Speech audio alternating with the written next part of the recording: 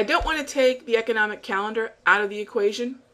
That would be a mistake, because even though we've been focusing on the chart and price action and so forth, I don't want you thinking that that's not part of my trading process. It is.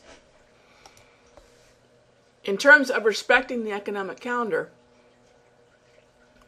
before I'll even consider the trade, I need to understand the volatility. Now, part of that I'm going to be able to get from the power stats in terms of the trading range we might see over the next 15, 30, 60 minutes, 240 minutes, or the next 24 hours. Another part of that would be looking at the calendar, and for example, with the Swissy, I have to respect the data coming out of that part of the world. We had a CPI earlier this morning that came in at a slight miss.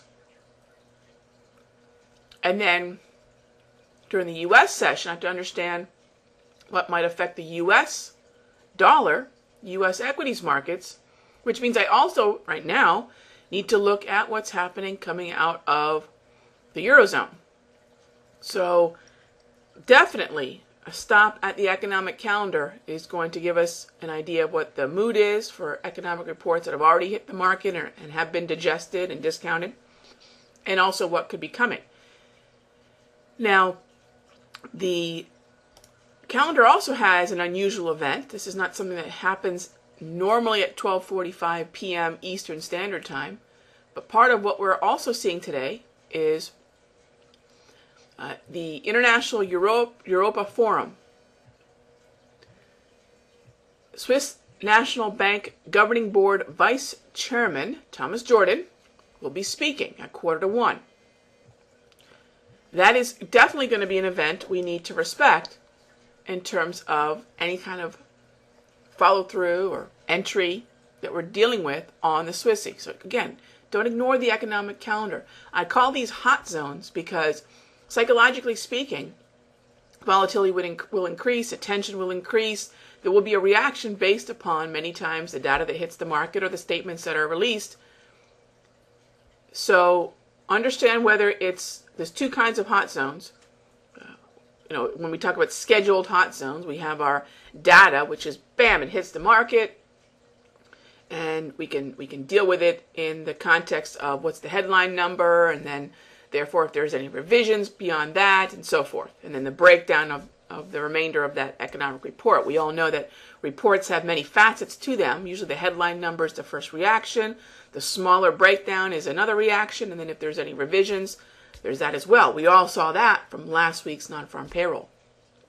There are also these longer, more drawn-out events, which are these events when we have major financial figures or political figures speaking, and of course we see how the market can often move with each and every sentence, depending upon what the topic is, whether there's questions being taken, and of course who the individual is and their individual impact on the market.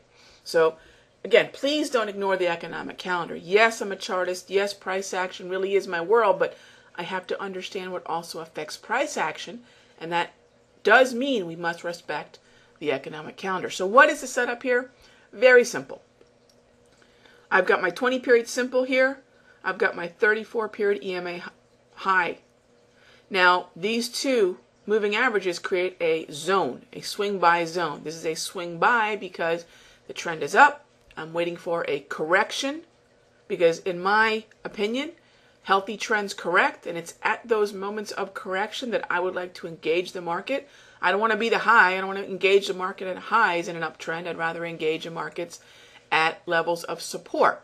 I identify these levels of support using either the wave or the 20-period simple. I could overlay a Fibonacci on this. We could look at psychological levels. For those of you that like pivots, you can use that.